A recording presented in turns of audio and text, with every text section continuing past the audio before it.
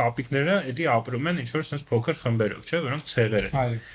Ու նույնիսկ իրանց միջև օրինակ քաղաքացիական պատերազմներ են մեկ լինում, երբ որ այդ կապիկների մի խումբը մյուսի հետ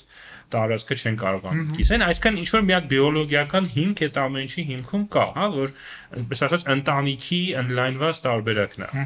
Հա, որ ասենք կա ընտանիք, հետո այդ ընտանիքը մի քիչ ընդլայնվում է, երեխաներ են ունենում, հետո այդ երեխաներն են երեխա ունենում ու այսպես պոպուլյացիան բազմանում է։ Այսինքն կա ինչ-որ մի հատ բիոլոգիական հիմք է տան ինչում, բայց մարդկության զարգացման ընթացքում արդեն այնքան է այդ ամեն ինչը մարդիկ իրար խառնվել, ասենք փոխվել են, միգրացիաներ են տեղի ունեցել, ինչ-որ տարբեր ցեղեր իրար են խառնում, նույնիսկ Homo sapiens-ը, հա, այսինքն բանական մարդը նեանդերտալցու հետ, որը ուրիշ տեսակ է, դրանք խառնվել են ու